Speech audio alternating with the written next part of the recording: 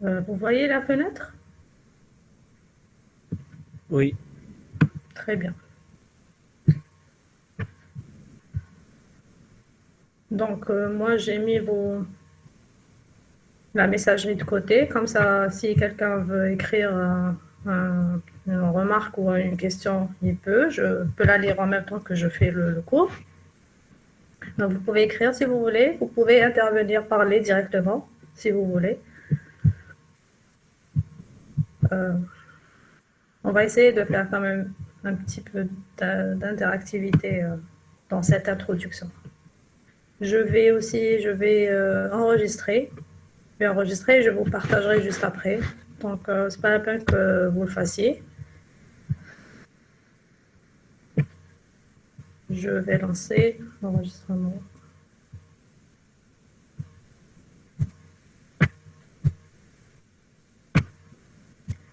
Voilà.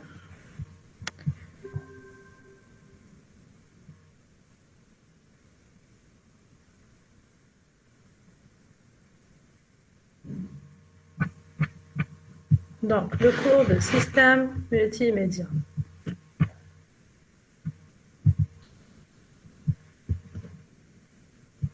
D'abord, on va définir ce qui est un multimédia. Ce que c'est que multimédia. Donc, dans multimédia, il y a les deux mots composés, donc multi et média. Donc, c'est tout média qui utilise une multitude de contenus. Donc, ce n'est pas un seul média, mais une multitude de contenus. Un média, est-ce que ça vous parle? Ça vous dit quoi? Quand je vous dis un média, vous pensez à quoi? vidéo, image. Vidéo, image. Si vous essayez de vous projeter dans le passé, c'est-à-dire qu'est-ce que ça pourrait être les premiers médias? Les premiers médias, qu'est-ce que ça pouvait être?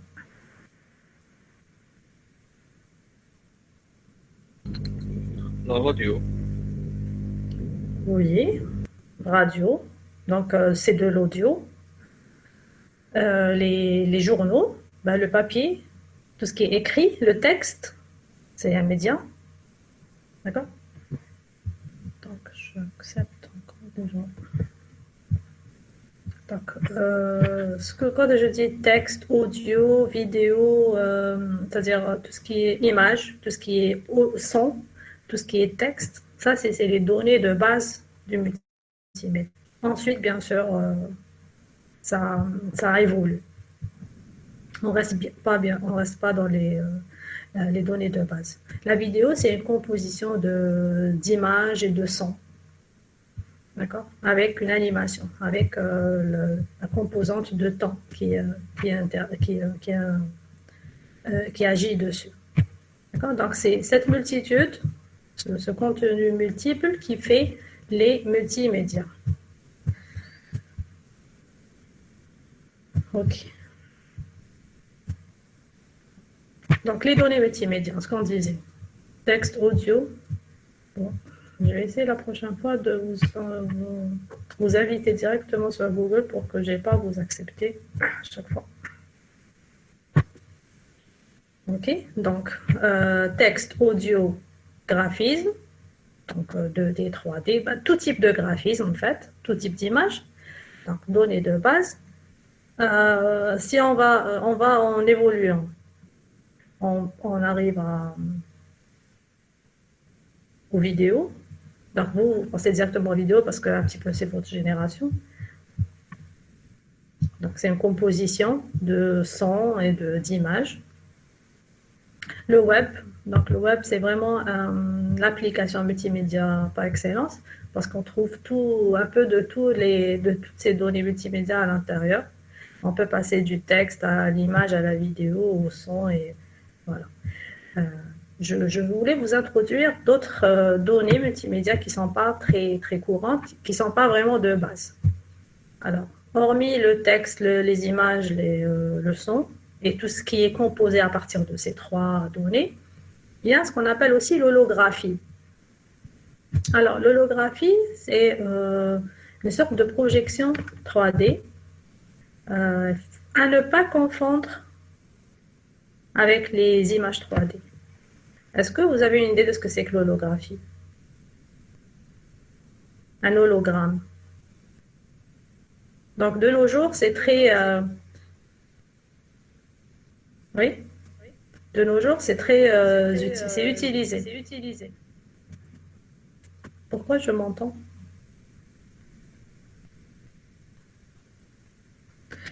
Alors, il y a quelques années, c'était de la science-fiction. Donc, moi, personnellement, je suis de la génération Star Wars. Voilà, c'est une projection d'un objet dans l'espace 3D. Ok. C'est dans Star Wars, ça a été, je pense, enfin, ça a été la première fois qu'on voyait ce genre de, mais c'était pas encore réel, hein. C'était juste imaginaire. C'était de la science-fiction. Donc, on voyait des hologrammes. Donc, c'est pas une image, c'est pas une vidéo, c'est un hologramme. Donc, c'est au-delà de la visio. Ça a été utilisé comme de la visio. C'est-à-dire, je suis en communication avec une personne, donc, je ne sais pas si vous avez vu des scènes du film, et au lieu de juste entendre la personne ou bien juste voir son image, je vois toute sa représentation 3D. Je peux l'inviter à côté de moi dans le salon et discuter avec elle. Donc, elle se retrouve, en fait, la personne, elle est dans deux endroits différents. Elle est chez elle et son hologramme est chez moi. Et voilà, de nos jours, c'est courant. Enfin, on va dire que c'est pas à la portée du grand public, malgré que j'ai lu qu'il y avait des licences déposées pour des téléphones qui font des projections holographiques, mais bon, on n'a encore rien vu de concret. Mais il y a eu des spectacles, il existe déjà des spectacles avec des hologrammes. Il y a des spectacles, par exemple, là, par exemple, vous voyez, c'est des personnes qui sont autour d'une scène et on fait des hologrammes d'animaux préhistoriques qui n'existent pas.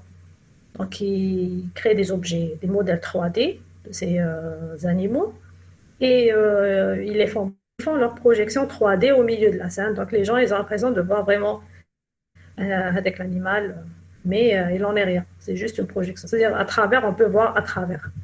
Il y a eu des spectacles de musique cette année avec des hologrammes, des stars décédées, je sais pas, Elvis Presley ou Michael Jackson, et ils utilisent un hologramme de la personne et ils le font produire sur scène et les gens viennent voir. Ils ont l'impression de voir le vrai artiste. Ça a utilisé, je sais pas dernièrement, il y a quelques années, ça a été fait dans les meetings politiques. Donc là, par exemple, je ne sais pas si vous vous rappelez de cette scène. Il y avait un personnage politique qui faisait un meeting dans une ville et son hologramme était projeté dans une autre salle, dans une autre ville à plusieurs kilomètres. Donc ici, les personnes sont réelles, mais lui, là, il n'est pas réel. C'est juste son hologramme. Donc c'est pour ça que je voulais vous parler de l'holographie, parce que ce n'est pas une image, ce n'est même pas une image 3D. Donc certaines personnes, bon, mes études dans l'année passée, ils confondaient avec l'image 3D. D'accord. Quand on va au cinéma 3D voir des films 3D, c'est pas la même chose, hein. C'est des films qui sont projetés sur un écran plat, sur un écran 2D. Après, il y a certaines méthodes qui me permettent d'avoir avec la vue 3D, malgré que je vois sur un écran plat. D'accord. Donc, ils nous donnent des lunettes spéciales. Chaque œil de la lunette, donc chaque œil, il y a un filtre différent. Du coup, j'ai deux images différentes de chaque œil. Et la combinaison, le cerveau va combiner les deux images, il va construire une image 3D. En fait, ça ressemble à la vision réelle qu'on a, parce que nos yeux ne sont pas alignés parfaitement, donc on voit deux images différentes et le cerveau crée une image 3D. C'est la même chose pour les cinémas 3D, enfin les spectacles 3D. L'holographie, c'est différent. Je regarde sans lunettes 3D. Je regarde directement, je vois un objet 3D projeté quelque part. D'accord. Donc, c'est une donnée multimédia. Malgré que, pour le moment, la technologie n'est pas assez évoluée pour que ça soit à la portée de tout le monde, dans les téléphones et ainsi de suite. Mais bon, ça viendra, j'imagine, dans quelques années. Il y a aussi l'haptique. L'haptique, tenez, c'est pas encore du ressort du grand public. C'est une donnée, on appelle le retour de force. l'haptique. Donc, dans les jeux vidéo, donc pour le moment, c'est juste expérimental. Hein. Regardez, c'est un gant vraiment lourd à porter. C'est pas quelque chose de très discret qu'on peut utiliser pour les jeux vidéo. Mais non, ça l'exemple, ça a été testé et c'est intéressant de voir qu'est-ce que ça fait. En fait, on porte le gant et quand on va dans notre jeu vidéo, quand on est immergé à l'intérieur, on met des lunettes 3D donc ماشي des lunettes 3D dans les cinémas comment dire non c'est les casques 3D. Je suis dans le jeu, j'arrive à interagir avec les objets du jeu. Par exemple, si je touche un objet à l'intérieur du jeu, je sais pas moi, je touche un ballon par exemple, et il y aura le gant qui va me simuler le retour de force à le ballon. D'accord? Ici, si le doigt touche le ballon, il y aura un retour de force à la surface du ballon qui va qui va à l'encontre. Oui, bien sûr, c'est dans la VR ou la réalité augmentée aussi. Donc, moi, je vous dis un jeu en général. Donc, ça peut être réalité augmentée ou réalité virtuelle. Parce que l'objet que je vais toucher, il est virtuel. Donc, on est dans le virtuel, ça c'est clair. Voilà. L'objet, il est virtuel, mais j'ai l'impression de le toucher vraiment. J'ai le retour de force sur chaque doigt de ma main, mais avec le retour de force, il est simulé par le gant. Donc, le gant, à la belle objet, j'ai touché un objet, il va me simuler la forme de l'objet, de sorte que j'ai l'impression qu'il y a quelque chose qui appuie sur ma main. Ça aussi, c'est un exemple, c'est un stylo. Donc, là, il est libre, hein, il bouge, il s'articule, sauf que dans le monde virtuel, quand je pose le stylo sur une surface, eh ben, là, il y a un retour de force, il y a une résistance. Et là, je sens que j'appuie sur quelque chose, malgré que je n'appuie sur rien du tout. D'accord. Donc, le retour de force. Donc, il ne faut pas l'imaginer tel qu'il est maintenant. Tel qu'il est maintenant, peut-être qu'il n'existe pas. Enfin, à ma connaissance, il n'existe pas encore dans les jeux vidéo. Donc, il y a les manettes, il y a les... mais imaginons que, c'est-à-dire plus tard, quand la technologie va évoluer et quand ce gant va devenir plus petit, plus discret, ça va apparaître. Hein. Donc, on utilise des manettes, des gants, plus discrètes, plus petites. On pourra interagir avec le monde virtuel, déplacer les objets, mais sentir vraiment que je suis en train de les toucher. Et non pas juste les cibler ou les faire bouger avec des touches ou là avec la manette. D'accord? Donc ça, c'est une donnée qui ne fait pas partie vraiment de ces données de base, texte, audio, image. Donc là, je voulais juste vous résumer toutes les données multimédia. Ça ne veut pas dire qu'on va faire de l'holographie, on n'a pas les matériels, l'haptique non plus. On va s'arrêter sur tout ce qui est son, image, son et image. Donc, ils vont donner de la vidéo au maximum. Voilà. Ok, vous avez des questions sur ça?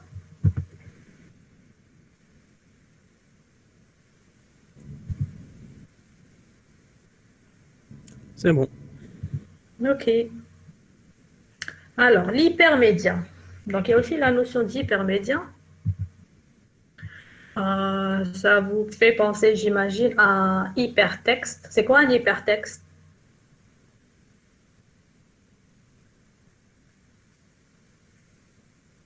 Ça nous permet de mettre des liens dans du texte. Exactement, c'est des liens. C'est-à-dire, j'ai du texte, mais à un certain moment, ça renvoie vers un autre texte ou bien un autre lien qui peut être...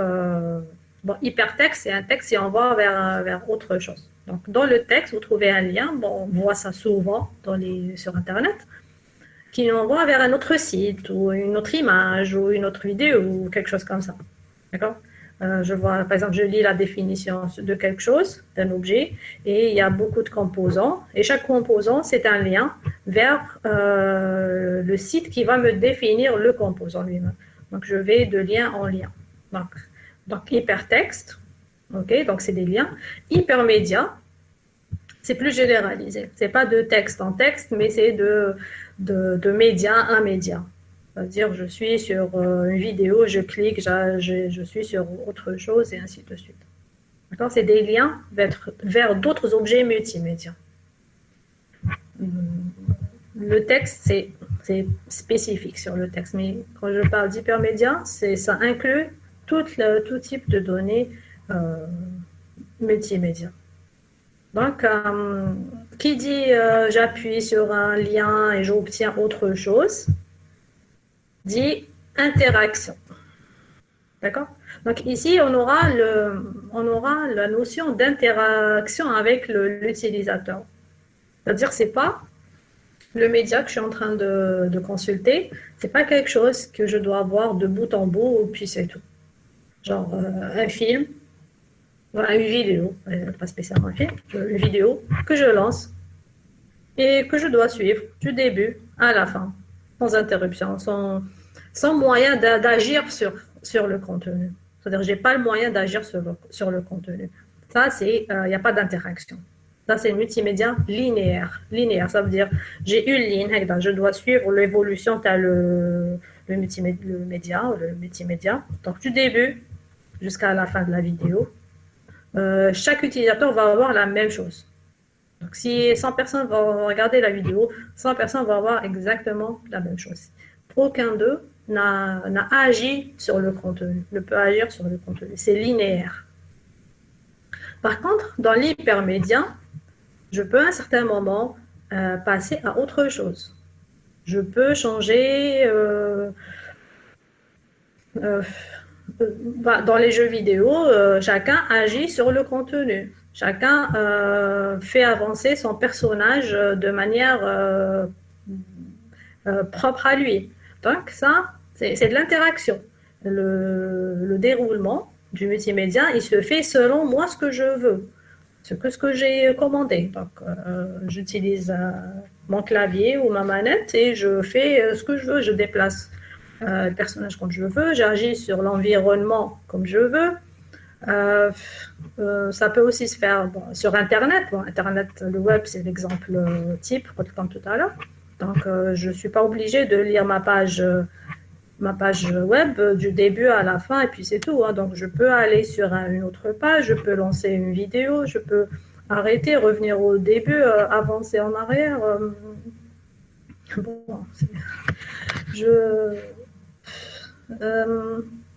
C'est-à-dire c'est moi qui agis sur le contenu. C'est pour ça qu'on l'appelle non linéaire. C'est-à-dire que ça ne suit pas un déroulement fixe du début jusqu'à la fin. Il y a interaction de l'utilisateur. Donc, qui dit hypermédia dit interaction. Qui dit interaction dit le média ADEC, le multimédia n'est pas figé, n'est pas linéaire. Voilà. Donc, selon l'utilisateur, on obtient quelque chose de différent. Donc ça c'est un petit peu, c'est un niveau plus élevé d'interaction. D'accord? Même dans les films maintenant, on peut changer la langue, d'accord? On peut changer, on regarde un DVD, on peut changer la langue,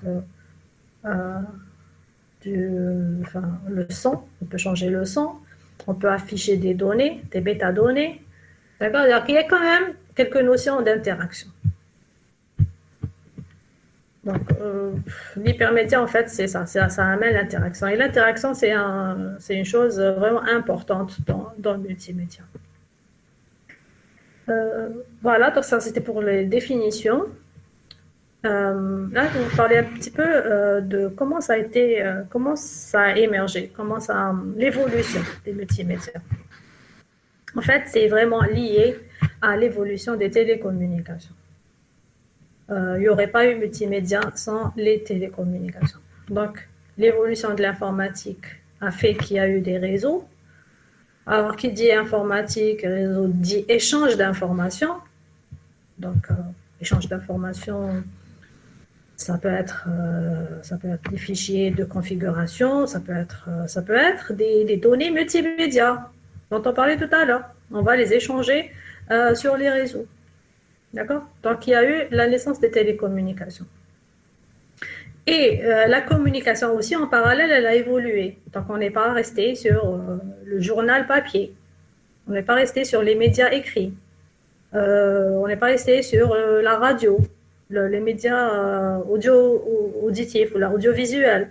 Donc, on est arrivé à des multimédias composites, vraiment avec l'avènement du web et tout ça, et de l'évolution des capacités de calcul et de la mémoire pour pouvoir faire des jeux vidéo encore plus sophistiqués. Donc, les multimédias ont évolué. En même temps, donc, on peut dire que ça a évolué en parallèle, les télécoms et les multimédias, mais on peut dire aussi que les multimédias ont évolué, ils sont imbriqués dans l'évolution des télécoms. Donc, s'il n'y a pas eu cet échange d'informations, il n'y aurait pas eu l'évolution des multimédias. Multimédia, c'est pas que du local, hein, c'est multimédia sur IP en général. Quand on crée un multimédia, c'est pas je crée pas sur mon ordinateur pour que je le vois moi, puis c'est tout. Donc c'est un partage d'informations. Donc qui dit partage d'informations dit télécommunication. C'est pour ça que les deux notions sont liées dans leur évolution. D'accord. Et pour cela, donc il y a eu la normalisation, la standardisation aussi, on peut appeler ça standardisation. Donc il y a eu la création de standards. Il y a plusieurs organismes de normalisation. Bon, dans les télécoms, il y a des organismes européens ou internationaux. International Télécom, ça c'est international, ça c'est européen. Donc ils créent des normes. En fait, c'est un ensemble de règles. Quand vous voyez comme ça, GSM, LAN, HTML, vous voyez, vous avez déjà une idée de ce que c'est. Donc, c'est un ensemble de règles préconisées pour telle ou telle tâche. Et c'est approuvé par un organisme reconnu.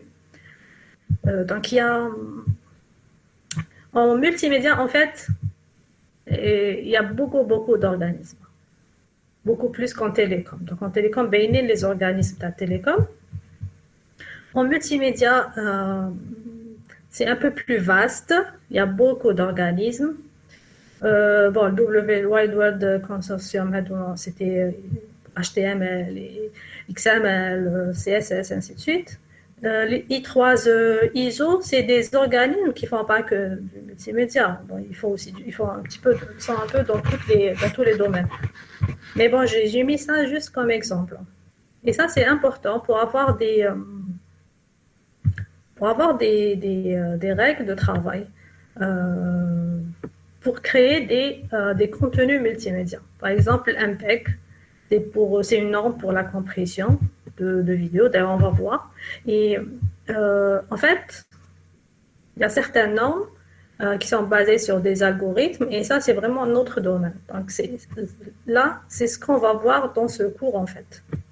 On va voir la partie multimédia. On ne va pas voir bien sûr la partie télécom, mais on va voir la partie qui est basée sur des algorithmes, donc des algorithmes de codage. Donc ça, c'est notre travail. Le codage, le décodage, ça fera 90% de notre cours. Codage et décodage des données multimédia.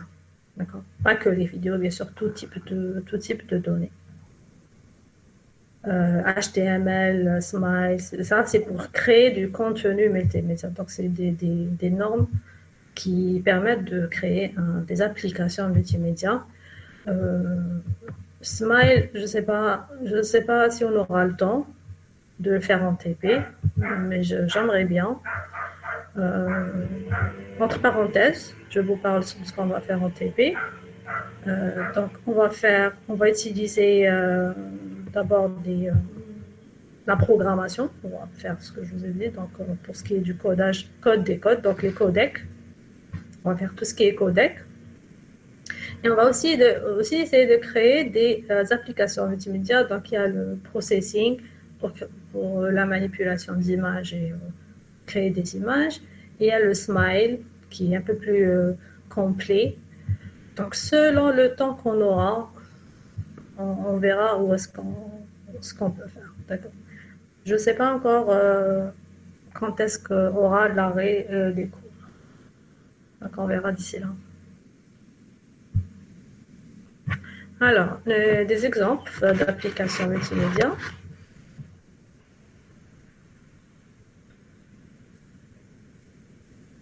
Oui, c'est des normes.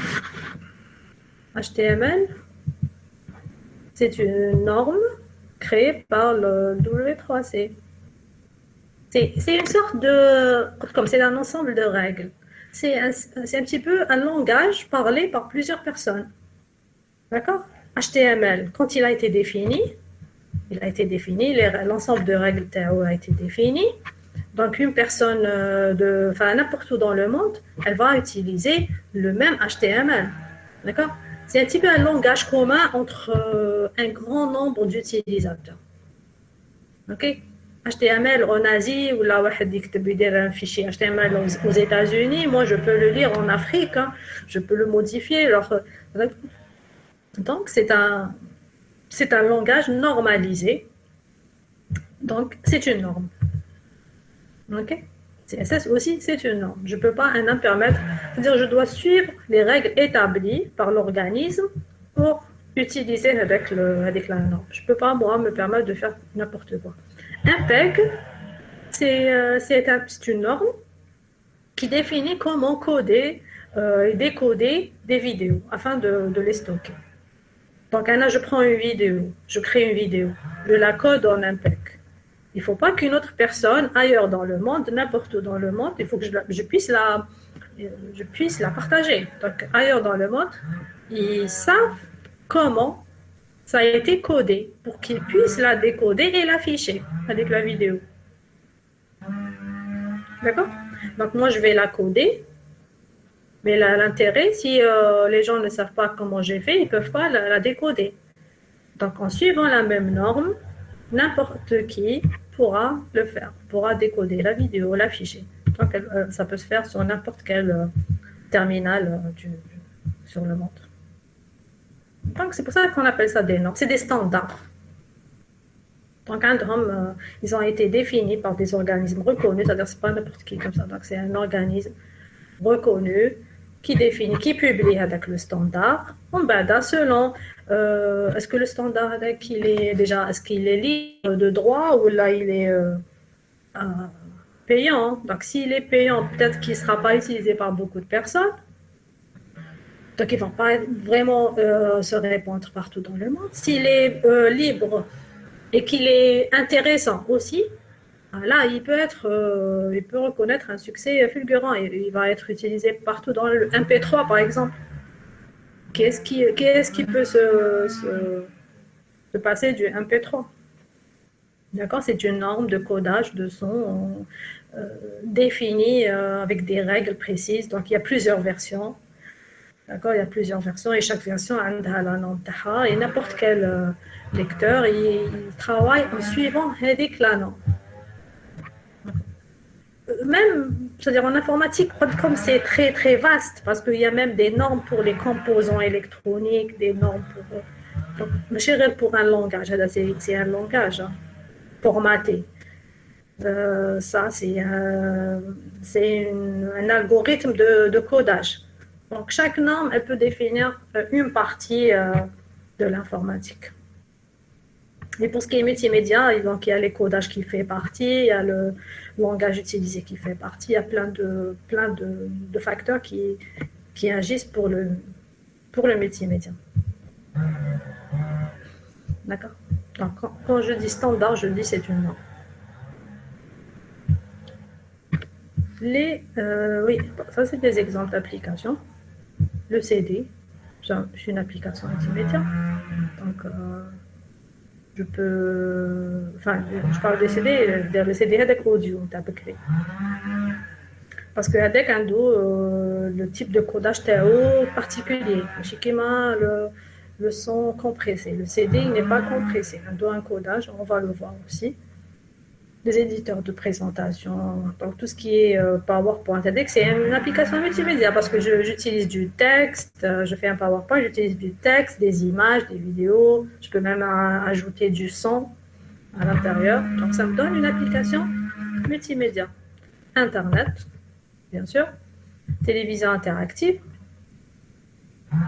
ou pas interactive aussi, c'est du multimédia. Les jeux vidéo, par excellence aussi. Donc il y a images, vidéos, bien sûr, donc des images, des vidéos, son. Il y a de l'interactivité, le téléchargement, la messagerie, donc il y a de l'interactivité, du texte, tu peux envoyer du texte, des images, tout type de multimédia.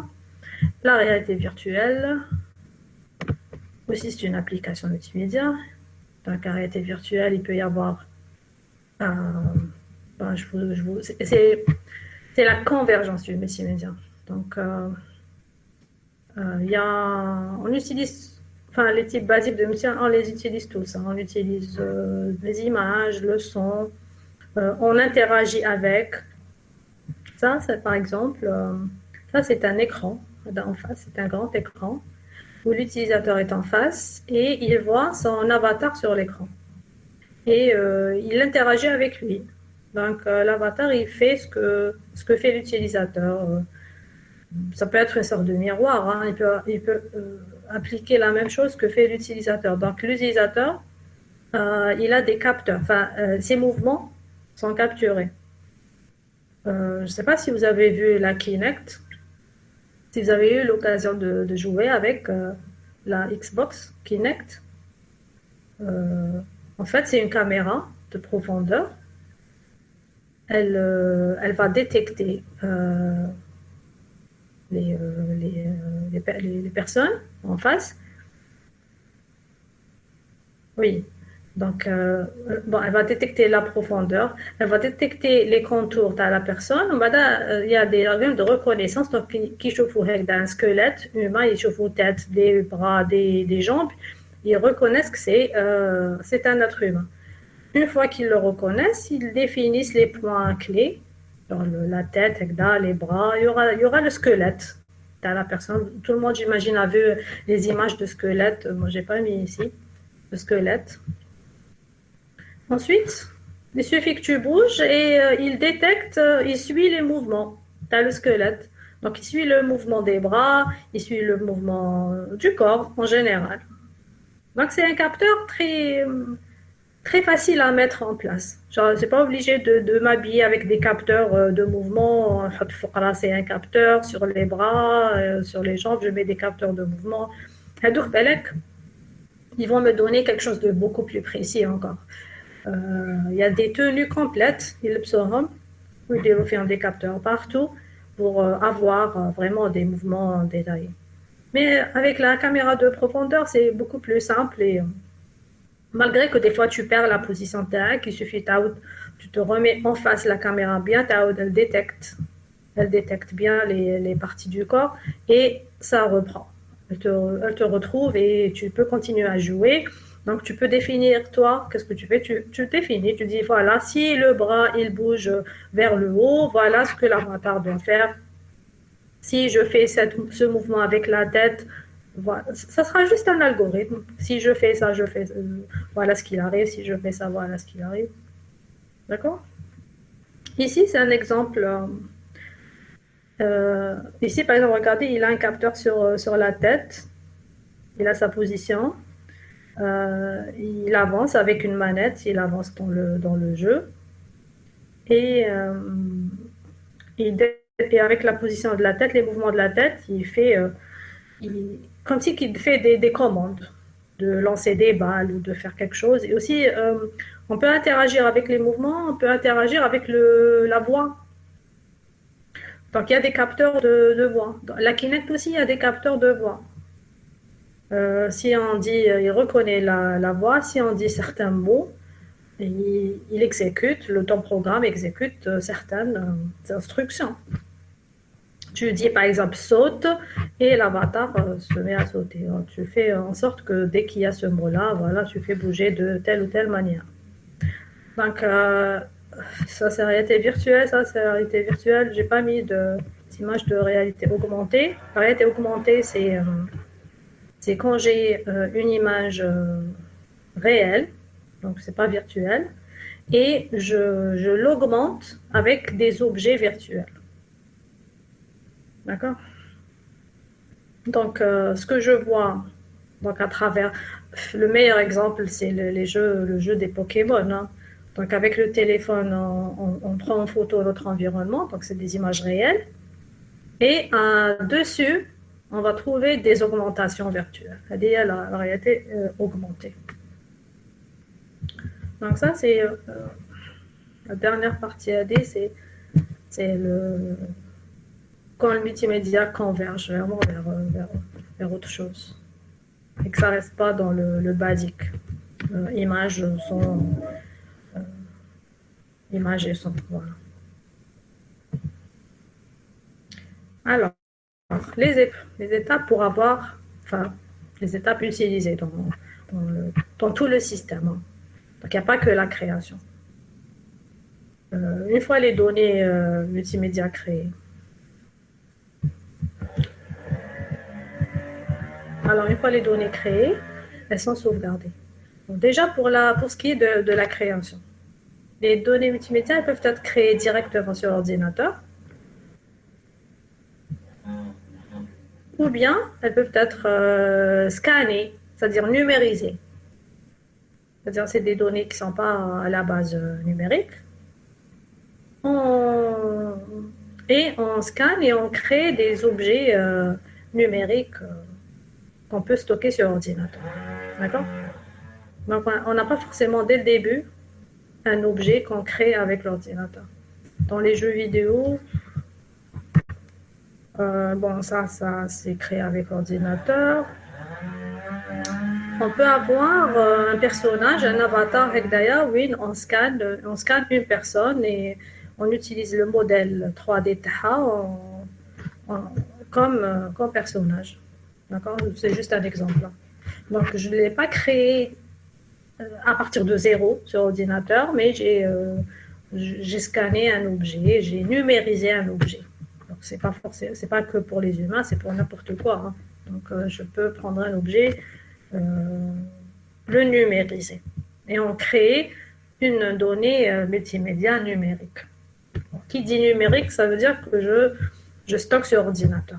Donc ça ne veut pas dire forcément que ça a été créé dès le départ à partir de zéro sur ordinateur. Mais la finalité, c'est que c'est numérique et ça peut être stocké sur ordinateur.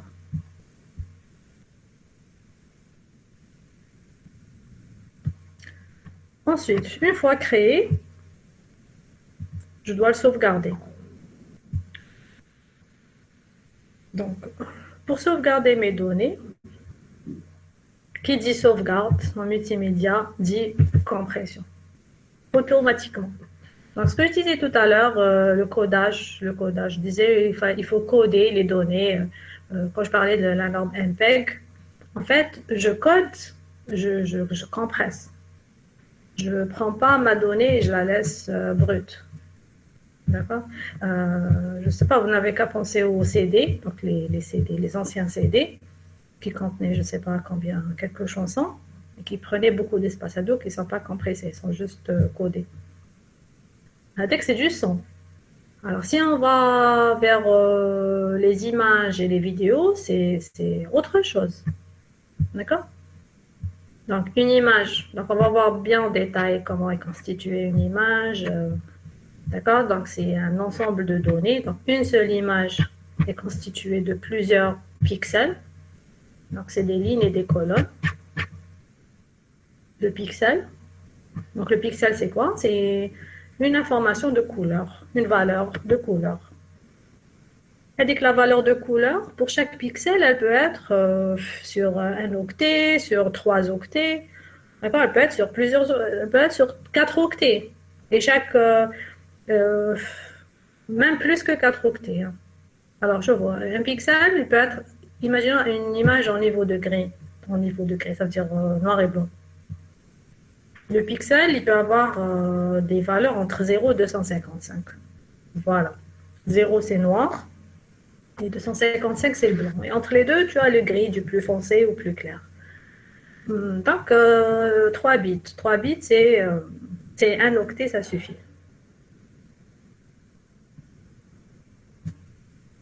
D'accord. Par contre, j'ai 3 bits, c'est 8 bits. 255, c'est sur 8 bits. Pardon, 255, c'est sur 8 bits. Donc, c'est un octet. Si j'ai une image en couleur, donc pour créer la couleur, j'ai besoin d'une composition de 3 couleurs primaires, n'est-ce pas? Le rouge, le vert et le bleu. Donc, de manière simple, l'image couleur la plus simple, puis il y aura un octet pour le rouge, un octet pour le vert et un octet pour le bleu. Le rouge de 0 à 255, le vert de 0 à 255 et le bleu de 0 à 255.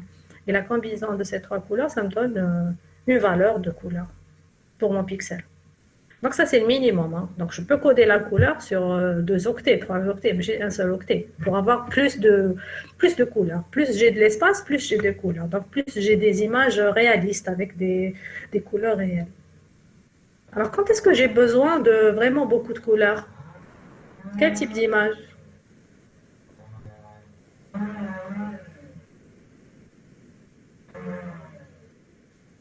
Il y a des images où j'ai pas besoin de beaucoup de couleurs, mais il y a des images où j'ai besoin vraiment de dégrader du dégradé. Fantasque, j'ai besoin de ça. Quand on parle d'image, c'est au sens large, tout type d'image. Vidéo de quoi? Même vidéo, qu'une vidéo et vidéo. Voilà, c'est ça, c'est des paysages, les images réelles. Les vidéos, c'est volumineux parce qu'il y a plusieurs images, ça c'est clair. Donc les vidéos, même les vidéos simples, où il n'y a que 3 octets pour les couleurs, déjà c'est volumineux.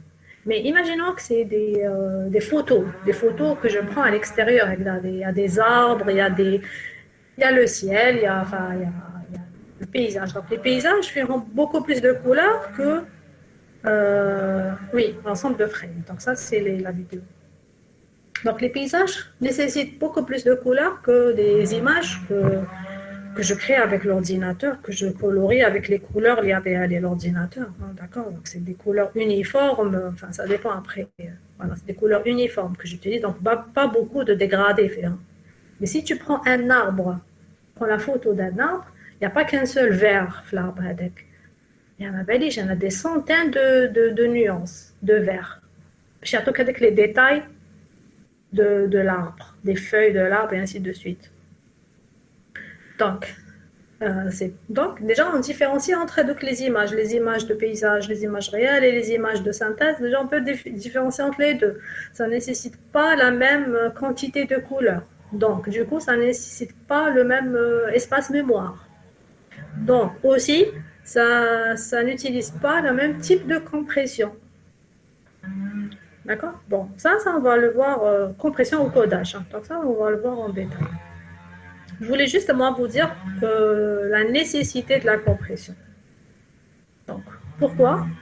C'est parce que les données multimédia sont volumineuses.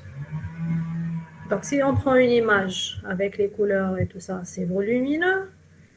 Si on prend un ensemble d'images, un ensemble de frames, comme tu viens de le dire, ça va être encore multiplié par le nombre total d'images, donc c'est encore plus volumineux. Alors si tu rajoutes d'autres données, du son, des métadonnées, ainsi de suite, c'est très très volumineux. Donc la compression, c'est une étape importante. Donc moi je connais pas, les images sont, d'ailleurs si tu prends une image, tu vas aller la compresser avec une zip, tu vas pas gagner grand chose parce qu'elles sont déjà compressées. Les formats d'images ad hoc, c'est déjà, elles utilisent des codecs, des codes. Donc, elles sont codées et compressées automatiquement. Est-ce qu'on ne perd pas l'information? Ça, c'est une très bonne question. Oui, ça se pourrait que oui. Ça se pourrait qu'on perde de l'information, exactement. Ça se pourrait qu'on perde de l'information. Après, comme je l'ai dit, ça dépend des types d'images. Donc, les images réelles de paysage, les images de synthèse, ce n'est pas la même chose. Donc, on va choisir donc le type d'image, qu'est-ce qu'on perd, ou l'autre type d'image, qu'est-ce qu'on perd. Donc chaque type d'image, on va essayer de minimiser vraiment l'aspect addict à la perte, l'aspect visuel, pour qu'on ne le voie pas, qu'on ne le remarque pas. C'est possible, hein, d'accord? Quand on fera la compression, on va voir tout ça, on va expliquer tout ça. Il y a plusieurs manières de faire la compression. Comme c'est vraiment 90% de notre cours, ça sera la compression avec perte et sans perte. D'accord? Donc, on ne perd pas forcément. Il y a des types de compression où on ne perd rien du tout, mais il y a des types de compression où on perd. Vraiment, on perd des données. Mais voilà, il y a un équilibre à faire sur ce qu'on perd et sur la qualité de ce qu'on obtient. D'accord? Donc ça va être notre travail. Donc une fois créé, codé, donc stocké, on peut distribuer sur les réseaux selon le type d'application. Donc regardez là, c'est un schéma qui résume le tout. Donc la création. Donc ça peut être par capture, ça peut être créé directement sur ordinateur, comme je l'ai dit tout à l'heure. Il est créé avec un ordinateur, bien sûr. Après, j'ai média encoding, c'est-à-dire le codage du média. Donc le codage, compression. Bon, comme pour les CD, il n'y a pas de compression. Donc il y a certains codages qui ne compressent pas, mais bon, à ma connaissance, c'est juste pour le son. Ça s'applique juste pour le son. Pour les formats CD, c'est tout. Mais sinon, c'est codage automatiquement, norme de compression. Après, je peux rester sur du multimédia local. Bien sûr, ça arrive. Moi, je crée un contenu multimédia, je laisse sur mon ordinateur, je crée mon cours, voilà, je le laisse sur mon ordinateur, je ne vais pas le dispatcher. Après, je vais vous l'envoyer par mail, donc il va passer par un de ces réseaux. D'accord? Donc, le contenu, il peut rester en local ou bien il peut être distribué selon le type d'application. Là, il y a vraiment tous les types d'applications possibles. Donc, création, codage, distribution.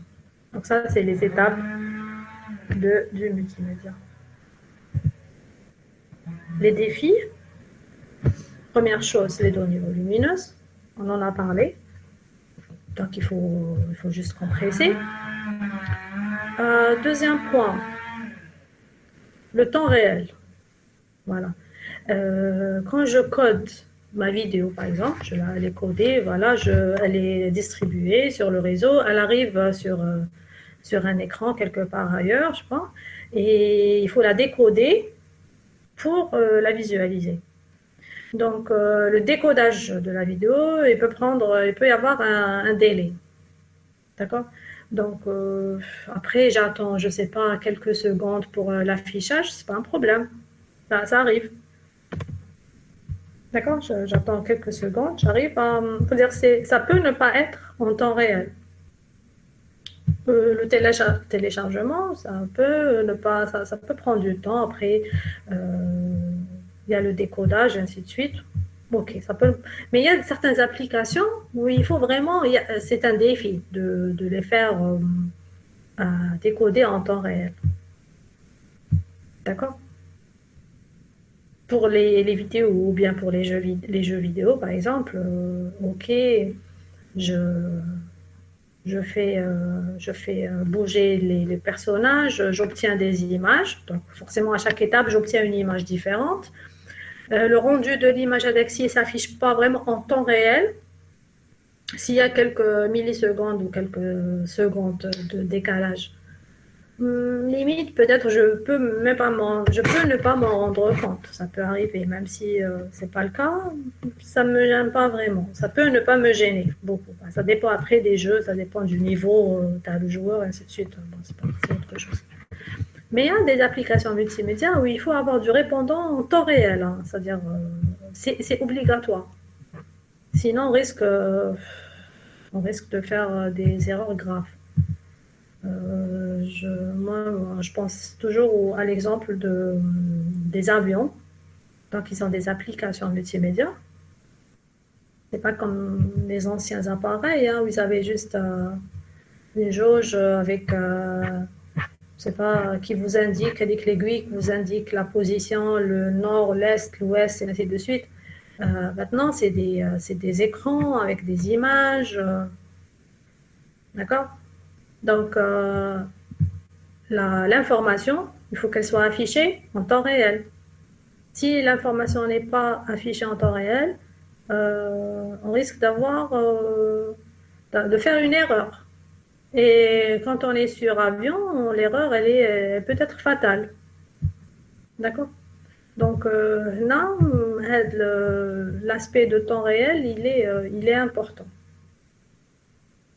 C'est-à-dire, selon le type d'application, on travaille plus sur tel ou tel aspect. C'est le temps qui est plus important que la compression, le taux de compression. C'est-à-dire, est-ce que je fais une grande compression, une petite compression, ça, c'est pas important, mais c'est plus le temps qui est. Donc, je privilégie ce point-là. Par contre, si je dois créer des trucs de streaming, une plateforme de streaming, et je dois partager avec beaucoup de gens, moi c'est le taux de compression qui m'importe beaucoup parce que déjà, c'est des données très, très volumineuses et en plus, moi, j'aimerais qu'elles arrivent rapidement chez les personnes et qu'elles ne prennent pas beaucoup de temps sur beaucoup d'espace. Il y a la synchronisation. Donc, le même média, il faut qu'il y ait un bon séquencement. Donc, ça peut être intermédiaire,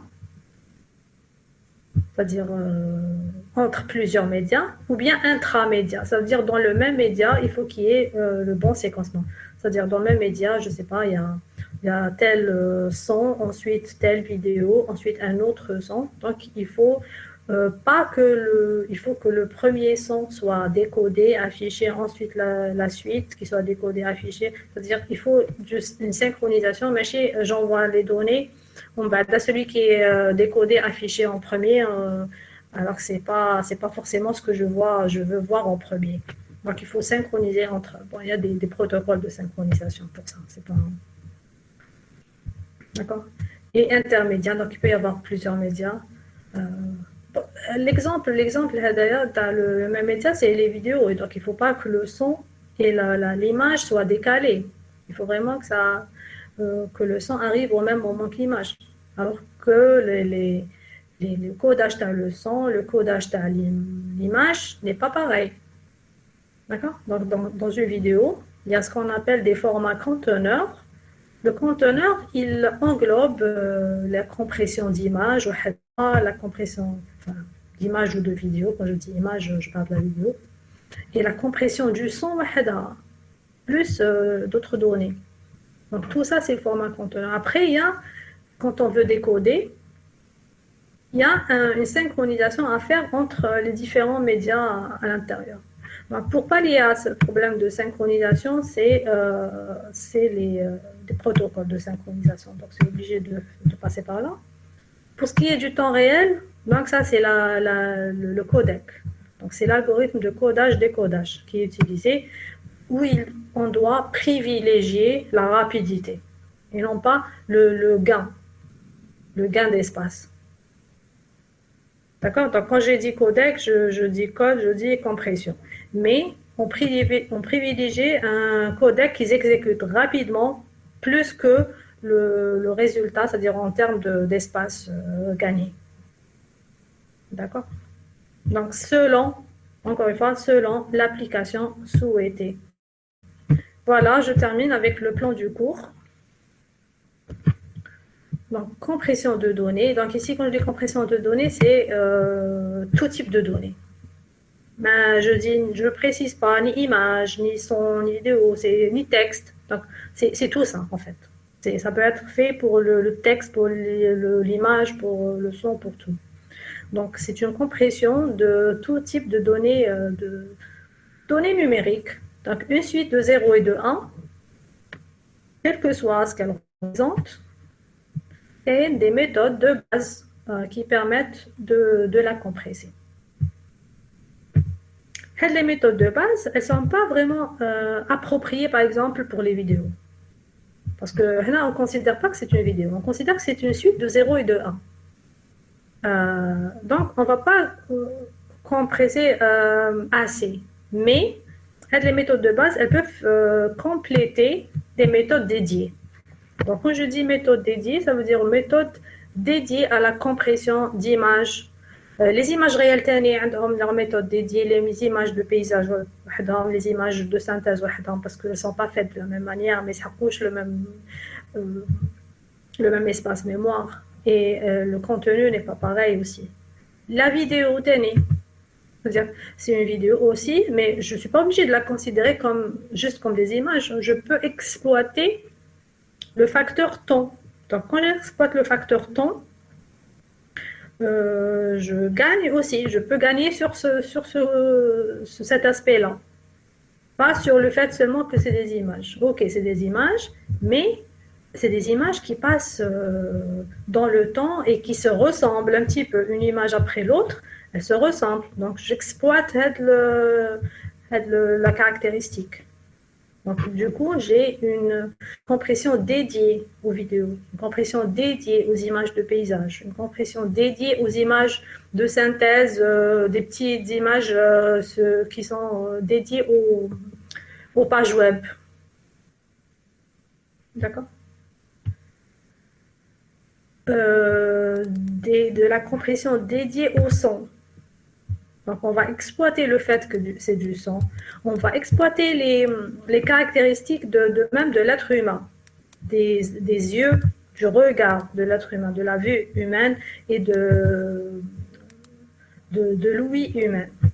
Il y a des caractéristiques où il y a des données qu'on peut, par exemple, supprimer pour gagner de l'espace dans la compression. Oui, j'ai terminé, c'est la dernière diapo. Donc, je voulais juste là vous résumer le contenu du cours. Donc, ça sera compression. On va parler du format de l'image et de la vidéo obligée pour pouvoir faire la compression d'image et de vidéo. Et ensuite, on va passer au son. Oui, je voulais juste dire le TP dont je vous en ai parlé. Si on nous envoie les emplois du temps, Inch'Allah, la semaine prochaine, on commencera les TP. D'accord. Sinon, on verra. De toute façon, on reste en contact par mail. Si vous avez des questions, vous m'envoyez. Et je vais vous partager ce qu'on a fait aujourd'hui, la vidéo d'aujourd'hui. D'accord ?